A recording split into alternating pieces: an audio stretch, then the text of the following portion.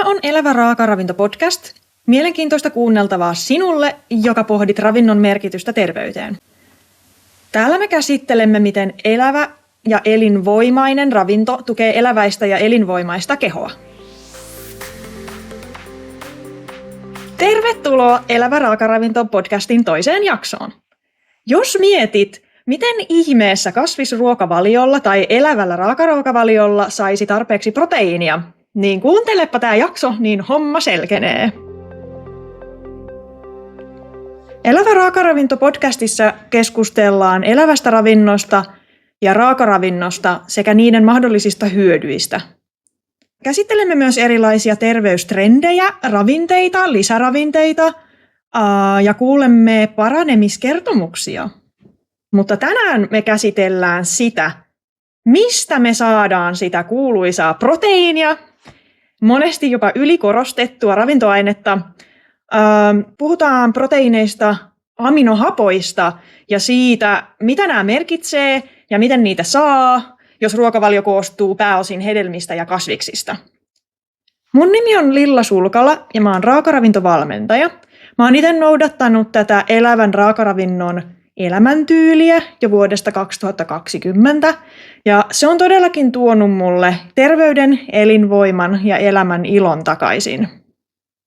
No ensinnäkin, moni yhdistää proteiinin heti eläinperäiseen ruokaan, mutta totuus on onneksi paljon monipuolisempi. Proteiinit on kaikkien elollisten solujen rakennusaineita. Jokainen kasvi, jokainen siemen, jokainen soluhengitystä harjoittava organismi sisältää proteiinia, sillä ilman proteiinia ei olisi elämää alkuunkaan. Eli kaikki kasvikset koostuu proteiineista. Nämä proteiinit koostuu aminohapoista, joita on 20 erilaista lajia. Ja kaikissa kasviksissa siis on kaikkia näitä 20 aminohappoa. Näistä 20 aminohaposta 9 kutsutaan ihmiselle välttämättömiksi aminohapoiksi. Eli niitä on välttämätöntä saada ravinnosta, koska meidän keho ei pysty niitä itse tuottamaan. Muita aminohappoja meidän keho siis pystyy itse tuottamaan saadessaan mitä tahansa ravintoa, mutta näitä 9 välttämätöntä aminohappoa keho ei osaa tuottaa, vaan ne täytyy saada ravinnosta valmiina. Mä luettelen teille nyt kaikki nämä 9 välttämätöntä aminohappoa ja niiden päivittäisten suositusannosten mukaan suuruusjärjestyksessä. Eli ensimmäisenä sanon sen, mitä ihminen tarvitsee eniten ja viimeisenä sen, mitä vähiten. Leusiini 39 milligrammaa päivässä, lysiini 30 milligrammaa päivässä, valiini 26 milligrammaa päivässä, fenyylialaniini 25 milligrammaa päivässä, isoleusiini 20 milligrammaa, metioniini 15 milligrammaa, treoniini myös 15 milligrammaa, histidiini 10 milligrammaa ja tryptofaani 4 milligrammaa päivässä. Näitäkin välttämättömiä aminohappoja on kaikissa kasviksissa, vaikkakin siis kaikissa kasviksissa ne aminohapot ei ole ihan täydellisessä suhteessa just ihmiskehon tarpeisiin.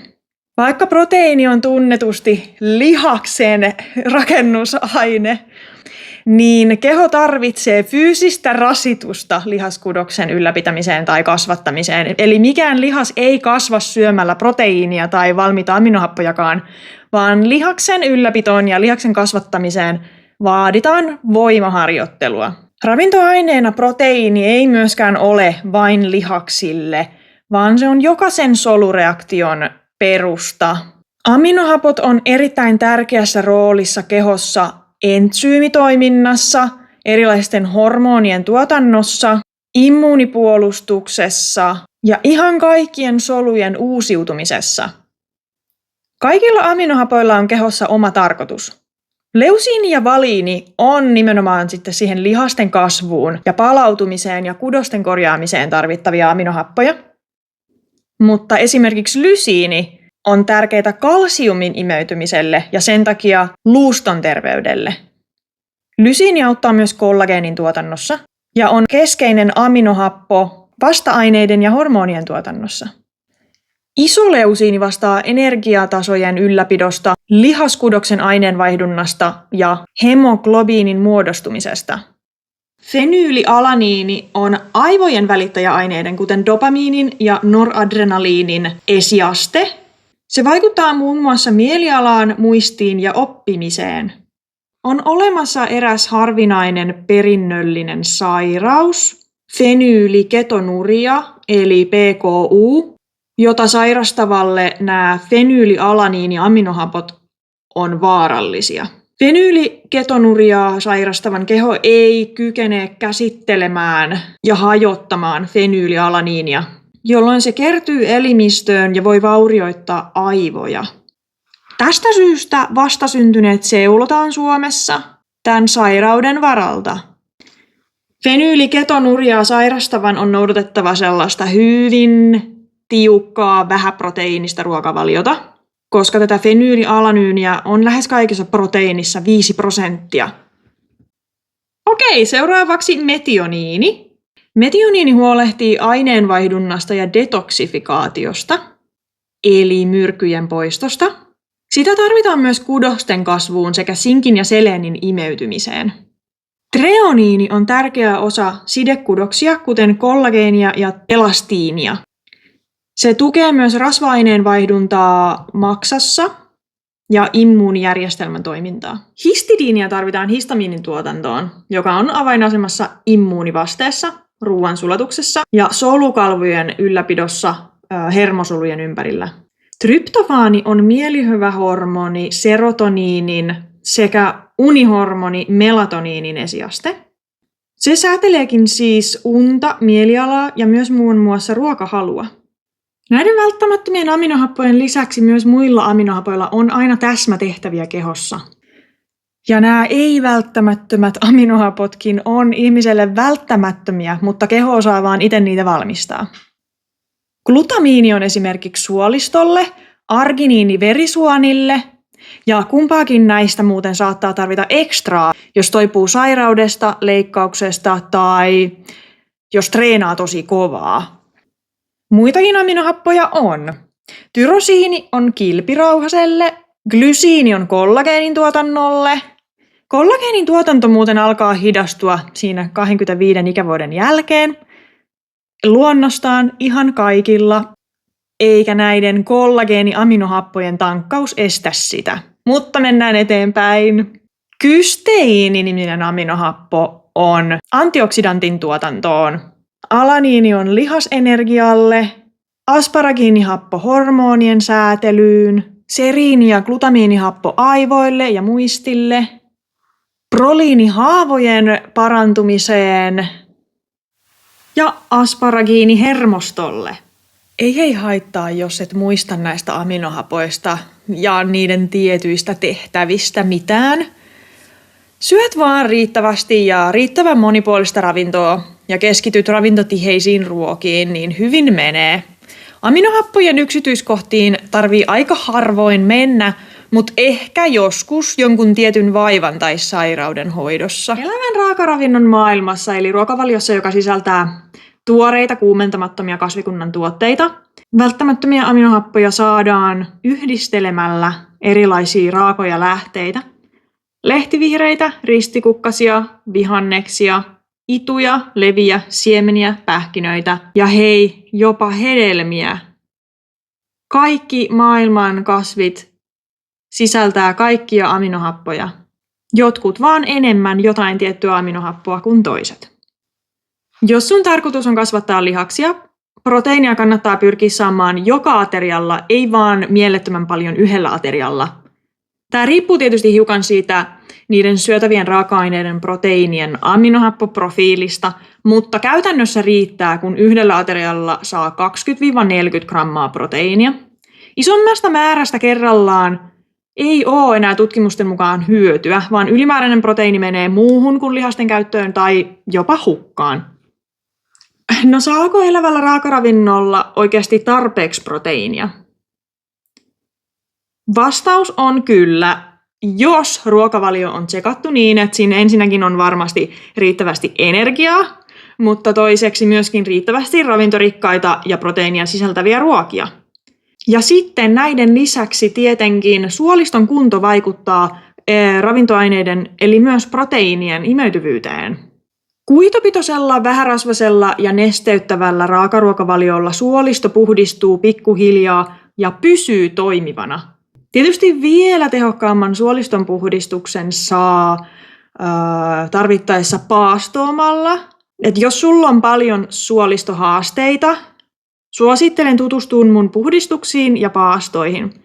On henkisesti ja fyysisestikin paljon helpompaa alkaa tehdä ruokavaliomuutoksia niin sanotusti puhtaalta pöydältä ilman jatkuvia suolistohaasteita. Okei, eli siis missä kasviksissa sitä proteiinia nyt olikaan? No ihan kaikissa. Kaikki kasvit sisältävät kaikkia aminohappoja. Sieltähän ne meidän syötävät tehotuotantoeläimetkin sen proteiininsa saa. Mun mielestä gorilla on aika semmonen lihaksikas. Ja sen ruokavaliohan koostuu lehdistä, versoista, varsista, hedelmistä, kukista, juurista. Seassa menee toki väkisinkin ötököitä, jota ihminen taas tiedostaen välttelee. Gorilla syö ihan mielettömät määrät, eli jopa 30 kiloa päivässä. Ihmisen suolisto ei ole identtinen gorillan suoliston kanssa, ja siksi meille sopii pienissä määrin myös energiatiheä ruoka, mikä gorillalle ei oikein sovi. Ja tarkoitan energiatiheällä ruoalla esimerkiksi perunaa ja lihaa. Eli onneksi meidän ei ole pakko syödä noin paljon ruokaa, kun me voidaan syödä myös vähän niitä kaloritiheämpiä ruokia. Mutta ruokavalio ei kuitenkaan kannata perustaa sille energiatiheälle ruoalle, koska sitä tulee helposti syötyä kalorimäärällisesti liikaa, eikä se sisällä kuitua, nestettä ja terveyttä edistäviä ravintoaineita niin paljon kuin tuoreet kasvikset. Ja isovolyymiset ateriat on siinäkin mielessä terveellisiä, että yhtä lailla kuin proteiinipitoiset ruoat, niin nämä isot annokset aktivoi niitä kylläisyyshormoneja ja samalla laskevat nälkähormonien tuotantoa. Proteiinit ei tyypillisesti tuhoudu kuumennuksessa, mutta korkeissa lämpötiloissa, niin kuin reilusti yli 100, ja pitkän kuumennuksen johdosta, eli tämmöisiä niin kuin monen tunnin haudutuspadat, niin niissä proteiinit voi heikentyä. Proteiinin ja muidenkin ravintoaineiden säilyttämisen kannalta onkin suositeltavaa, että jos kuumentaa ruokansa, niin kuumentaa vaan kevyesti, esimerkiksi höyryttämällä tai keittämällä. Ja sitten on joitakin ruoka-aineita, joita ei suositella syötävän kuumentamattomana. Eli ne jää tietysti tämmöisellä 100% raakaruokavaliolla pois. Tällaisia on esimerkiksi kidneypavut ja kikherneet. Elävä raakaravinto voi silti sisältää ihan yhtä hyvin proteiinia ja aminohappoja kuin kypsennettykin kasvisruoka. Kaikki riippuu vaan siitä, kuinka ne ateriansa koostaa. Jos syö pelkästään hedelmiä, ei välttämättä saa ihan tarpeeksi proteiinia ja aminohappoja. Raakaruokavaliolle ryhdytään tyypillisesti sen takia, että on joku terveysongelma ja terveys ei ole parantunut vielä millään muulla keinolla. Et ei tämä ole semmoinen ruokavalio, mille lähdetään ihan vaan huviksi, että vaikuttaapa kivalta ja helpolta. Mä tunnen kyllä muutamia ihmisiä, joilla ei ollut mitään terveyshankaluuksia, mutta ne halusi niinku vaan maksimoida niiden energiatasot ja hyvinvoinnin. Jotkut ihmiset on semmosia. Mutta yleensä ihminen tarvii jonkun hädän, että se tarttuu tämmöisiin erikoisempiin ja työtä vaativiin muutoksiin. Itse kärsin aikoinaan aknesta ja mielenterveysongelmista niin pahasti, että mä en oikeastaan nauttinut elämästä ollenkaan. Mä en halunnut mennä minnekään, mä en halunnut tavata ketään, mä en halunnut tehdä mitään. Kaikki oli niin kuin hyvin epäkiinnostavaa. Ja elämällä ei ollut mitään suuntaa eikä pointtia. Mä päätin silloin aikoinaan kokeilla raakaruokavaliota aknen puhdistamiseen, koska mä olin nähnyt tämmöistä tapahtuvan Instagramin välityksellä. Ja mä en silloin tiennyt lainkaan, että sillä voisi olla vaikutusta niin kuin muuhunkin terveyteen. Jo viikon vähärasvaisen raakaruokavalion, niin kuin hedelmäpohjaisen raakaruokavalion aikana mun mielenterveysongelmat katos kuin tuhka tuuleen. Enkä mä oikeastaan enää välittänyt siitä aknesta, mutta se aknekin parani pidemmän ajan kuluessa.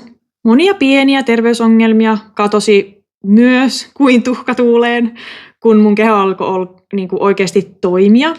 Mä sain sanoa hyvästit muun muassa elohiirille, krampeille, tuki- ja liikuntaelinten kivuille, vatsakivuille ja vatsaongelmille, pahoinvoinnille, huimaukselle, kutinalle, väsymykselle, ihon ja silmien ja limakalvojen kuivuudelle, hampaiden ja ientön ongelmille, kynsien heikkoudelle, sitten hengitysvaikeuksille, mieliteoille, univaikeuksille ja kaikenlaisille sairasteluille ja infektioille, joita mulla oli ihan toistuvasti monta vuotta.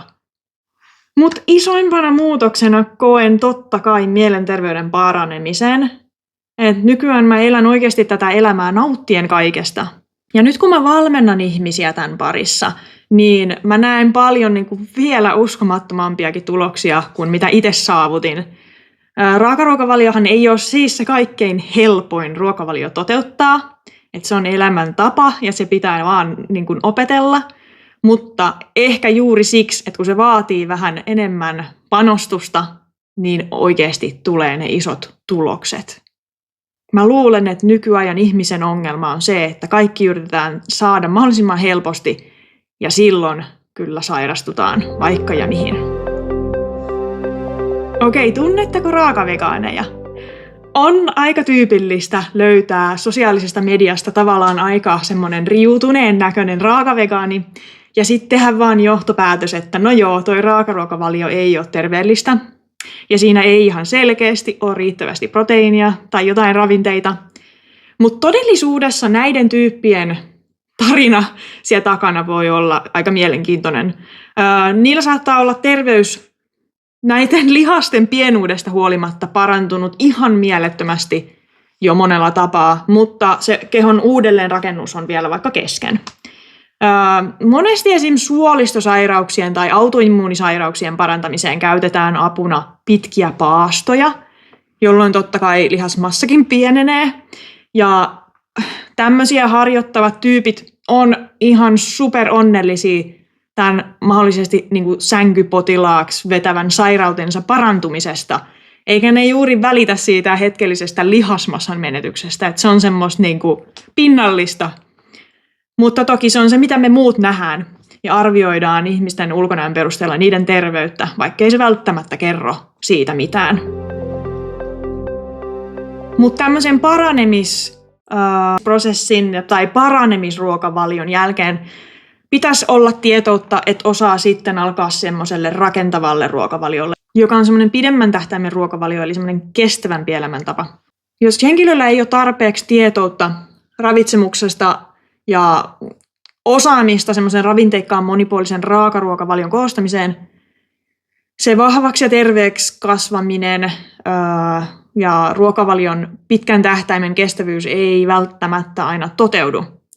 Eli on ihan oikeasti hyvä myös laskea niiden omien kaloreiden ja ravinteiden saantia, siinä alkuvaiheessa varsinkin, jotta löytää ne oikeat ruoka-aineet, joihin panostaa ja mitä painottaa siinä raakaruokavaliossa, saadakseen siitä lopulta semmoisen kestävän elämäntavan eikä puutoksia synny.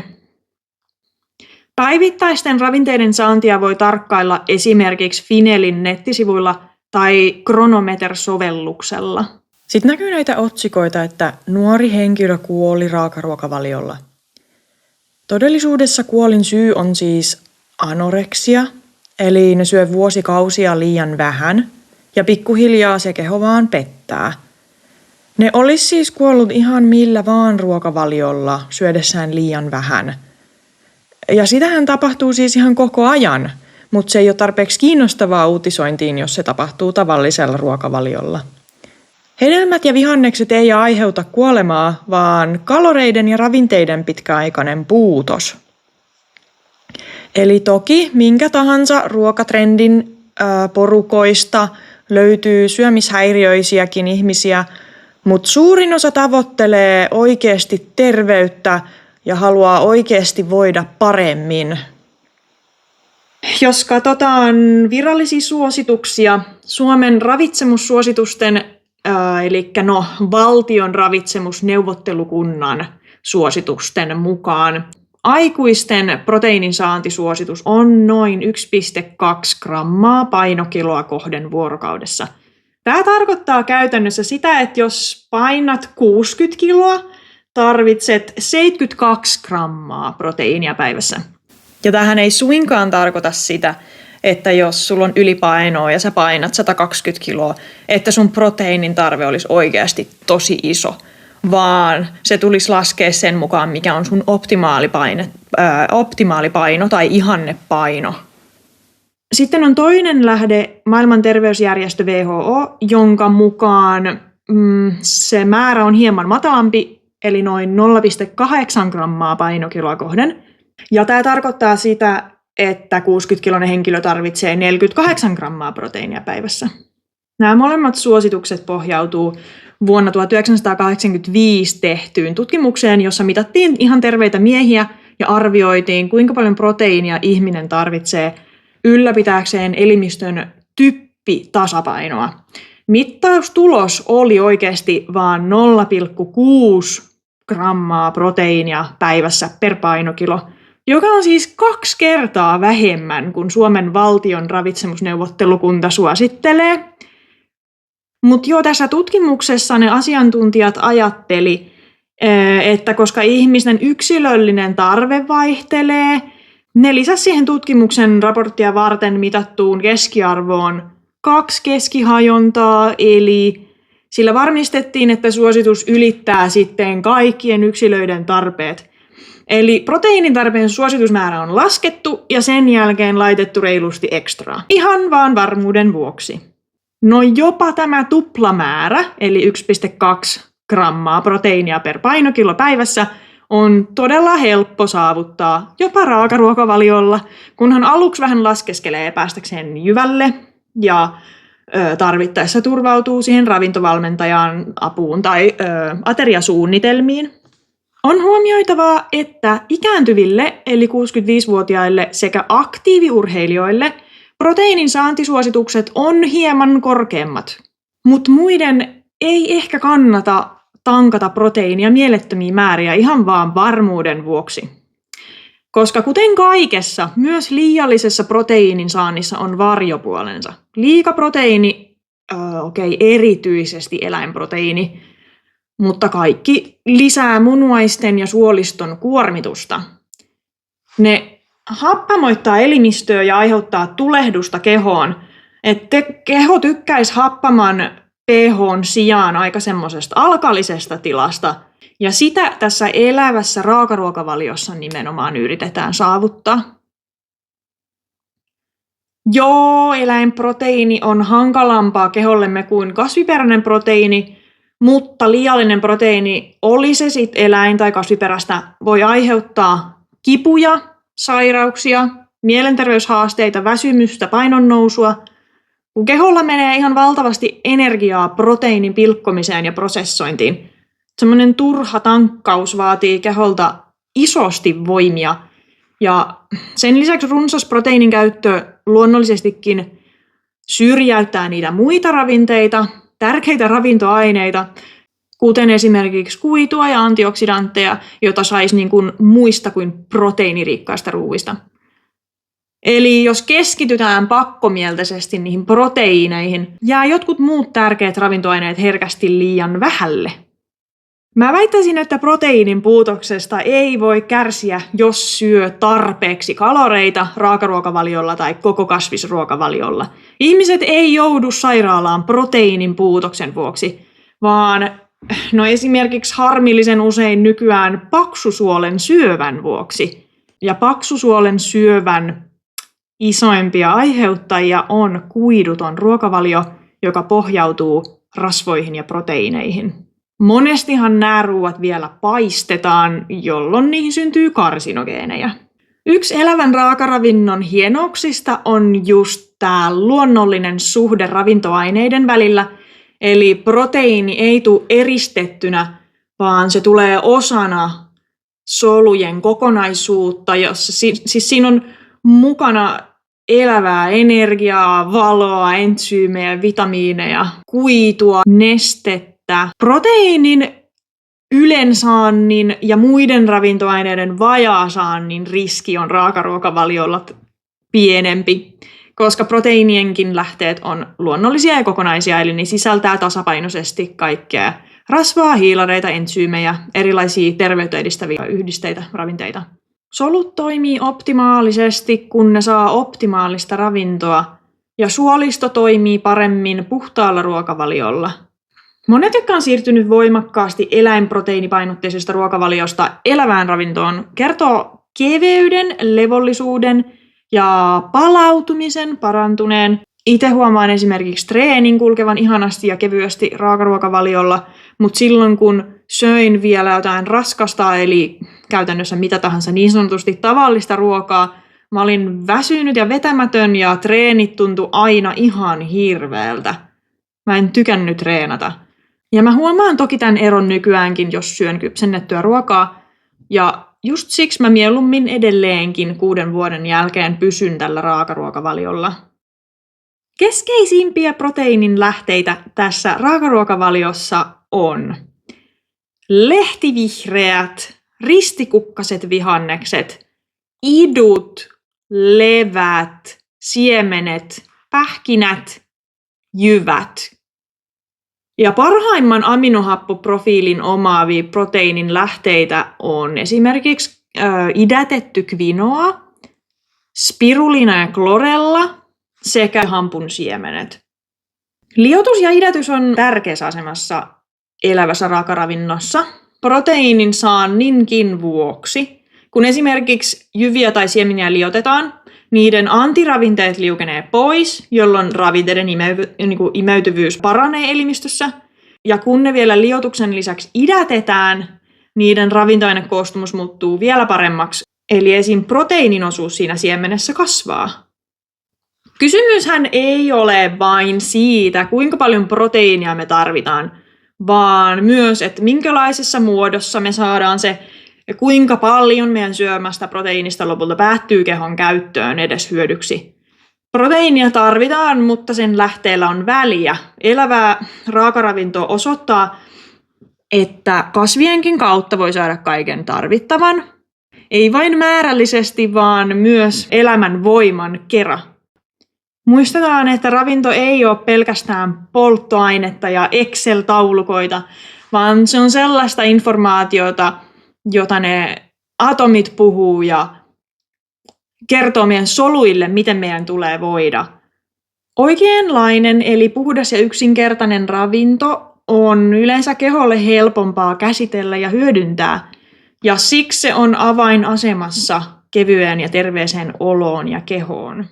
Vaikka proteiinia tai oikeastaan tiettyjä aminohappoja tarvitaan esimerkiksi haavojen paranemiseen tai leikkauksesta toipumiseen, niin vähäproteiininen ruokavalio antaa keholle semmoista helpotusta ja lepoa, jolloin elintapasairaudet, autoimmunisairaudet, kaiken maailman mysteerisairaudet ja muut tämmöiset syvemmät ongelmat voi korjaantua, kun keho lepää. Et kun proteiinin käsittelyyn keholla menee paljon voimia ja energiaa, kun se jätetään pois, niin keho saa niin kuin levätä vähän enemmän. Mä tiedän myös tapauksia, jossa leikkauksista toivutaan ennätysvauhtia nimenomaan tämmöisellä vähäproteiinisella ja vähärasvasella puhtaalla ruokavaliolla. Mä itse asiassa itse epäilen vähän, että proteiinia suositellaan paranemisvaiheisiin sen takia, että keho ei sillä hetkellä toimi optimaalisesti, kun ollaan sairaana. Ja oikeasti esim. Proteiinien aminohappojen imeytyvyys on heikompaa silloin. Ja siksi sitä käsketään tankata. Mutta entä jos ylimääräisten proteiinien sijasta laitettaisikin vaan se keho toimimaan optimaalisesti? Eli annettaisiin sille semmoista kevyttä ja helppoa ravintoa, jolloin ne ravinteet imeytyy helpommin ja keho vaan ylipäätään toimii oikein ja voi parantaa itsensä. Mikäli sä oot huolissasi siitä, saatko tarpeeksi proteiinia eli aminohappoja, suosittelen kuitenkin jättämään ne proteiinituotteet kaupan hyllyyn. Laske päivittäiset ravinteet tai ota yhteyttä muhun, niin mä autan. Proteiinijauheita ja muita proteiinilisiä paremmin keho hyödyntää esimerkiksi näitä valmiita aminohappoja, jota saa jauheina tai kapseleina. Mutta on hyvin epätodennäköistä, että sua ensinkään uhkaisi mikään proteiinin puutos, joten terveellisesti koostettu ruoka riittää. Elävä raakaravinto vie meidät pois huolista ja stressistä. Se antaa kehon oikeasti elää optimaalisessa terveydessä. Suosittelen kaikkia kokeilemaan. Erityisesti jos kärsit jostain vaivasta, joka ei ole millään lähtenyt vielä helpottamaan kunnolla. Raakaa ruokaa, elävää voimaa, aitoa rakennusainetta. Muista, joskus elämä alkaa ihan pienestä siemenestä. Kiitos kun kuuntelit ja jos pidit jaksosta, muista jakaa se ystävälle ja seurata meitä.